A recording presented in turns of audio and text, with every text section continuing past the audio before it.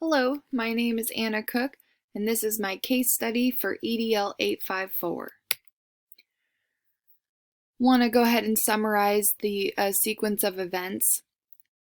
I am Carl Santos, the acting principal of Briardale Elementary School. It is a K through 5 grade population of about 600 students. Briardale is a community that is diverse. Briardale Elementary serves as the town center event space. It's just one out of 6 elementary schools, 2 middle schools, and 1 high school that make up the district. It has a very solid retention of teachers. Teachers stay there sometimes their entire career, and there's a high retention rate. And the curriculum that is taught at Briardale focuses on the basic skills that students need. Funds for curriculum are placed in each school site budget. However, the funding of supplementary curriculum is controversial and it varies per school.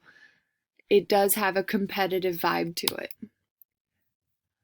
Foundations are formed at each school site and are chaired by parent representatives with them acting as president. The funds that are raised by the foundation are then handed over to site principals and act as the budget for the supplementary curriculum. At Briardale, I choose as principal to have the foundation fund art, music, and foreign language supplementary curriculum programs. This year, we have a new president of Briardale Foundation, Mr. Barely. He comes from Harvard and has a different mindset when it comes to fundraising. He's extremely motivated to raise the most amount of money in the district. One of his friends from college is an acting president of another area foundation, and he is competitive with him. I informed Mr. Barely of his responsibilities of fundraising and meeting with the school curriculum site committees before he assumed the position. Mr. Barely proposed something from his college days of selling raffle tickets, kind of cash for raffle idea, and the foundation approved.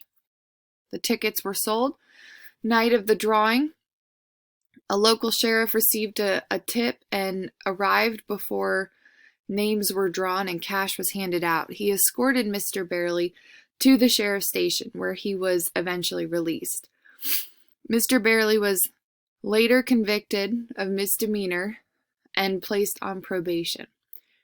Briardale Foundation and I were embarrassed and affected our reputation by the incident. Our local newspaper ran a big story on the front page. Legal and ethical issues involving this. The sheriff was involved. Mr. Barely was arrested and convicted of a misdemeanor. Because the foundation is a separate organization, the school district is protected to some extent from legal liability. No cash raffle money was handed out, and so the sheriff intervened just in time, but this does mean that there are no supplementary curriculum funds for us this year. Mr. Santos, myself, did advise Barely when assuming his position, as I had previously stated, but we do need to review the sequence of events and exactly what did I advise him on. Did I step in whenever the raffle had been proposed as I knew it had been illegal? Did I pass on that it was illegal from the get-go? Had I even known myself that it was illegal?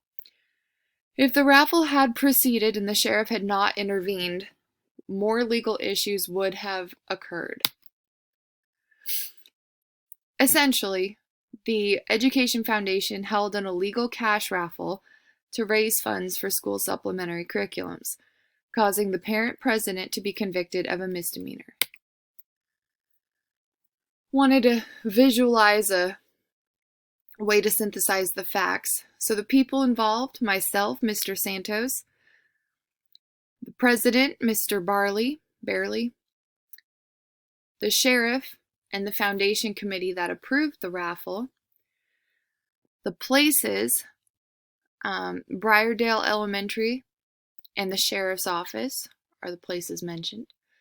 And the programs that will ultimately be affected are the supplemental curriculums. Briardale Elementary is significantly affected. It's negatively affected as it creates a divide between the other schools that the supplementary curriculum is not being funded this year, and it's a tight knit community, and with us having an issue with our foundation, it just negatively affects how we are viewed. Student success is affected as they will get no benefits of that supplemental curriculum. The community is affected. The divide between the other schools and the opportunities provided will be more distinct. Every school principal is a leader in the community, and the newspaper making such a big deal out of it humiliated the school principal. And the parent president was legally reprimanded, which might affect other parents' views of the foundation and their willingness to be involved. Piece of information that I'm still curious about is, since I knew of the raffle, why did I not interject on the legality? Identifying the options. I have 5 options laid out here, and then the potential consequence in bold. Option 1 would be disbanding the Briardale Foundation. However, that would mean no supportive foundation for that elementary area. Separating school association with Briardale Foundation. It would be completely parent-run, no school leader involvement. That would maintain a parent-led structure contributing to education, but it would remove the principal involvement in Briardale being host to fundraisers. Option 3, restructuring Briardale Foundation with all school employees in leadership roles. This way, administrators can ensure the legality and fundraising opportunities. Option 4, maintaining the current structure of the Briardale Foundation, but educate with legal counsel to make sure that these potential issues do not arise again. This provides an opportunity for growth and the community to recover and move forward. And option 5, await further legal action and appeal to school board for funds that were not received for the supplemental curriculum. This advocates for funds lost and attempts to provide normalcy to the school year for student success. Out of all of my options, my thoughts are in red. If we did disband the Briardale Foundation, it would create a very long-lasting effect, and I can see in the future on equal opportunities for student success. If we went with option 2, where it was completely parent-run, there would be no school involvement, and it relies on parents being informed and taking responsibility. Option 3, restructuring the foundation. It does ensure school success. It does ensure legality. But there's no connection to the stakeholders or community. Option 4, of maintaining our structure but adding legal counsel, does allow opportunity for growth and recovery.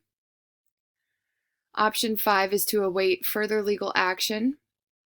It does not take steps for education, but it does advocate for our students. I narrowed it down out of the 5 to option 3 and 4 and ended up selecting option 4, where we would maintain the current structure of Briardale Foundation and educate with a legal counsel. This maintains a current collaboration between the school and community, and it allows for education, which I believe as an educational institution representative, I need to embody and demonstrate. As acting principal, in order to implement my decision, I would meet first with the Briardale Foundation Committee. I would inform them of the sequence of events, review the legal violations that were made, and Mr. Barley's current status. I would then propose to the acting president of the foundation a few occasions where we can invite a lawyer to come in and explain legal fundraising practices to our committee and any interested community members. I believe this shows great efforts in not just putting a Band-Aid on the situation, but investing and educating in our community on how to move forward, correctly handle fundraisers in the future. Again, I think that this is kind of about like what we're about as an educational institution. Instead of reprimanding or overhauling the system, I think education is an opportunity that was missed prior, and there are many benefits. Legal education for Briardale Foundation can also provide structure with budgeting, potential other resources for supplemental curriculum funding, other potential legal liabilities that had not been previously considered, developing responsibilities and adding structure within the foundation, and ultimately strengthening the connection between the school, parents, and within our community to ensure student and adult development and success. Thank you for watching.